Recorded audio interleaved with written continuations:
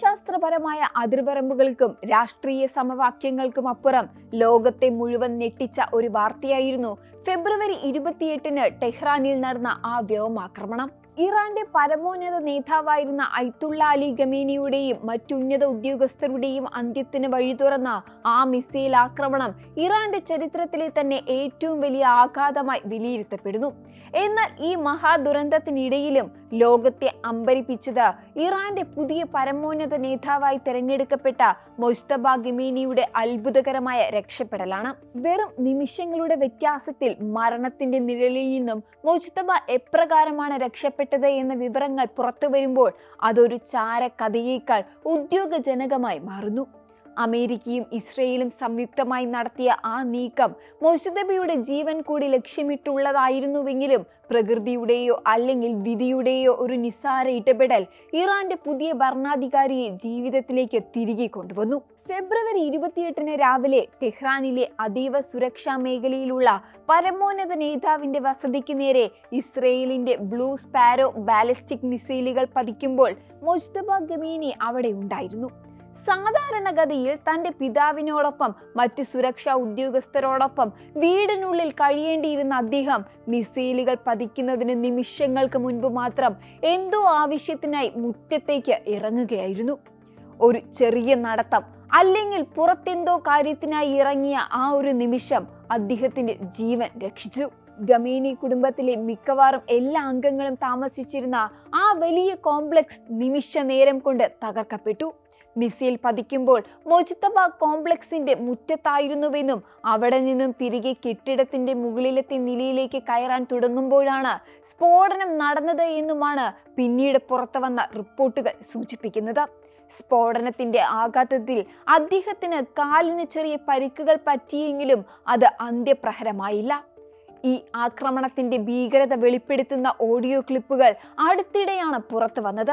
അലി ഖമേനിയുടെ ഓഫീസിലെ പ്രോട്ടോകോൾ വിഭാഗം മേധാവിയായ മസാഹർ ഹൊസൈനി മുതിർന്ന ഉദ്യോഗസ്ഥരോടൊപ്പം റവല്യൂഷണറി ഗാർഡ് കമാൻഡർമാരോടൊപ്പം സംസാരിക്കുന്ന രീതിയിലുള്ള ഈ ഓഡിയോ ദ ടെലിഗ്രാഫ് പോലെയുള്ള അന്താരാഷ്ട്ര മാധ്യമങ്ങളാണ് പുറത്തുവിട്ടത്. ദൈവഹിതം കാരണമാണ് മൊജ്തബ രക്ഷപ്പെട്ടത് എന്നും സ്ഫോടന സമയത്ത് അദ്ദേഹം മുറ്റത്തായിരുന്നുവെന്നും ഹൊസൈനി ആ ഓഡിയോയിൽ വ്യക്തമാക്കുന്നുണ്ട്. എന്നാൽ മൊജ്തബ രക്ഷപ്പെട്ടു എങ്കിലും അദ്ദേഹത്തിന്റെ കുടുംബത്തിന് ആ മാരകമായ ആക്രമണത്തിൽ വലിയ വില നൽകേണ്ടി വന്നു. അദ്ദേഹത്തിന്റെ ഭാര്യ ഹദാദ് ആക്രമണത്തിൽ തൽക്ഷണം കൊല്ലപ്പെട്ടു. ഭാര്യയെ കൂടാതെ അദ്ദേഹത്തിന്റെ മകനും ഈ ആക്രമണത്തിന്റെ ഇരയായിത്തീർന്നു. ഖമേനി കുടുംബത്തിലെ അടുത്ത തലമുറയെയും ഭരണകൂടത്തിന്റെ തലപ്പത്തുള്ള പ്രമുഖരെയും ഒരേ സമയം ഇല്ലാതാക്കുക എന്നതായിരുന്നു ആക്രമണത്തിന്റെ ലക്ഷ്യമെന്ന് വ്യക്തമാക്കുന്നതായിരുന്നു മിസൈലുകളുടെ പ്രഹരശേഷി. മൊജ്തബയുടെ സഹോദരങ്ങൾ താമസിച്ചിരുന്ന ഇടങ്ങളും ആക്രമണത്തിന്റെ പരിധിയിൽ വന്നിരുന്നു. അദ്ദേഹത്തിന്റെ സഹോദരി ഭർത്താവ് മിസ്ബ അൽ ഹുദ ബഗേരി ഖാനി ആക്രമണത്തിൽ അതിക്രൂരമായി കൊല്ലപ്പെട്ടു. തലയറുക്കപ്പെട്ട നിലയിലായിരുന്നു അദ്ദേഹത്തിന്റെ മൃതദേഹം കണ്ടെത്തിയത് എന്ന റിപ്പോർട്ടുകൾ ആക്രമണത്തിന്റെ തീവ്രതയെ അടയാളപ്പെടുത്തുന്നു. ഇറാന്റെ സൈനിക കാര്യങ്ങളിൽ നിർണായക സ്വാധീനമുണ്ടായിരുന്ന മുഹമ്മദ് ഷിയാറിന്റെ അന്ത്യം ഇതിലും ദാരുണമായിരുന്നു. ഖമേനിയുടെ സൈനിക ബ്യൂറോ ചീഫായിരുന്ന ഷിറാസിയുടെ ശരീരം മിസൈൽ ആക്രമണത്തിൽ ചിന്നിച്ചിതറിപ്പോയിരുന്നു. തിരിച്ചറിയാൻ കഴിയാത്ത വിധം മാംസകഷ്ണങ്ങളായി മാറിയ അദ്ദേഹത്തിന്റെ ശരീരത്തിൽ നിന്നും ഏതാനും കിലോഗ്രാം അവശിഷ്ടങ്ങൾ മാത്രമാണ് പിന്നീട് കണ്ടെത്താനായത് എന്നാണ് ഹൊസൈനി വെളിപ്പെടുത്തിയത്. ഇറാന്റെ സൈനിക കമാൻഡും പരമോന്നത നേതാവും തമ്മിലുള്ള പ്രധാന കണ്ണിയായിരുന്നു ഷിറാസി. അദ്ദേഹത്തെ വധിക്കുന്നതിലൂടെ ഇറാന്റെ സൈനിക ഏകോപനം തകർക്കാനാണ് ശത്രുക്കൾ ലക്ഷ്യമിട്ടത് എന്ന് രാഷ്ട്രീയ നിരീക്ഷകർ കരുതുന്നു. ആക്രമണത്തിന് ശേഷം ആഴ്ചകൾ പിന്നിട്ടിട്ടും മൊജ്തബ ഖമേനി പൊതുവേദികളിൽ പ്രത്യക്ഷപ്പെടാത്തത് വലിയ രീതിയിലുള്ള ചർച്ചകൾക്കും ഊഹാപോഹങ്ങൾക്കും വഴിവെച്ചിട്ടുണ്ട്. പിതാവിന്റെ മരണശേഷം പുതിയ പരമോന്നത നേതാവായി നിയമിക്കപ്പെട്ടു എങ്കിലും അദ്ദേഹം ജനങ്ങൾക്ക് മുൻപിൽ വരാത്തത് അദ്ദേഹത്തിന്റെ ആരോഗ്യസ്ഥിതിയെക്കുറിച്ച് ആശങ്കകൾ ഉയർത്തുന്നു. അമേരിക്കൻ പ്രസിഡന്റ് ഡൊണാൾഡ് ട്രംപ് പോലും ഈ വിഷയത്തിൽ പ്രതികരണവുമായി രംഗത്തെത്തിയിരുന്നു.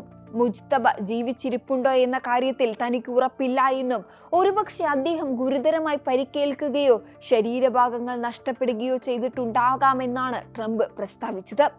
അദ്ദേഹത്തിന്റെ മുഖത്തിന് രൂപമാറ്റം സംഭവിക്കുകയോ കാലുകൾ നഷ്ടപ്പെടുകയോ ചെയ്തിട്ടുണ്ടാവാമെന്ന തരത്തിലുള്ള അഭ്യൂഹങ്ങൾ അന്താരാഷ്ട്ര മാധ്യമങ്ങളിലും സജീവമാണ്.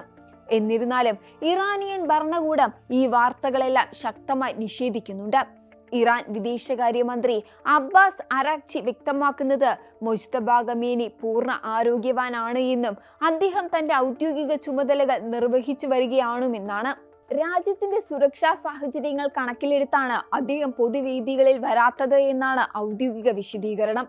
ഇതിനിടയിൽ പ്രസ് ടിവിയിലൂടെ ഒരു ശബ്ദ സന്ദേശം മുജ്തബ പുറത്തുവിട്ടിരുന്നു. രാജ്യത്തെ ജനങ്ങളോട് ഐക്യത്തോടെ ഇരിക്കാൻ ആഹ്വാനം ചെയ്ത അദ്ദേഹം തന്റെ പിതാവിന്റെയും മറ്റിരകളുടെയും രക്തത്തിന് പ്രതികാരം ചെയ്യുമെന്ന് പ്രഖ്യാപിക്കുകയും ചെയ്തു. എന്നാൽ ഈ ശബ്ദ സന്ദേശം നിലവിലെ സാഹചര്യം ശാന്തമാകാൻ വേണ്ടിയുള്ളതാണ് എന്നും അദ്ദേഹത്തിന്റെ യഥാർത്ഥ അവസ്ഥ ഇപ്പോഴും നിഗൂഢമായി തുടരുകയാണ് എന്നും ഒരു വിഭാഗം വിശ്വസിക്കുന്നു. മുജ്തബയുടെ ഈ നിഗൂഢമായ അസാന്നിധ്യം ഇറാന്റെ ആഭ്യന്തര രാഷ്ട്രീയത്തിൽ വലിയൊരു ശൂന്യത സൃഷ്ടിക്കുന്നുണ്ട്.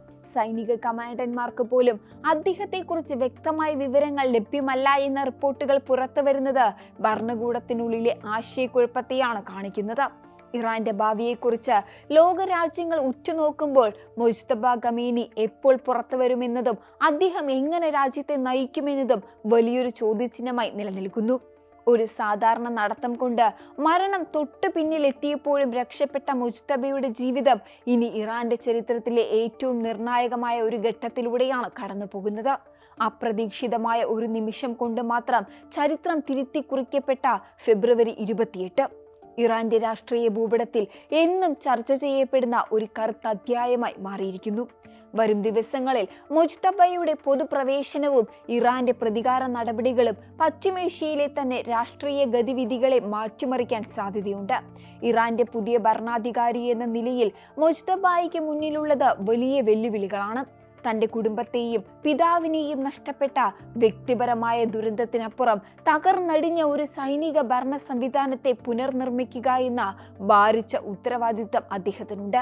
ഈ വിടവ് നികത്താൻ മുജ്തബയ്ക്ക് കഴിയുമോ, അതോ ഇറാൻ കൂടുതൽ രാഷ്ട്രീയ അനിശ്ചിതത്വത്തിലേക്ക് നീങ്ങുകയാണോ എന്നത് കാത്തിരുന്ന് കാണേണ്ടതാണ്. കൂടുതൽ വാർത്തകൾക്ക് news 18 Keralam YouTube channel subscribe ചെയ്യുക.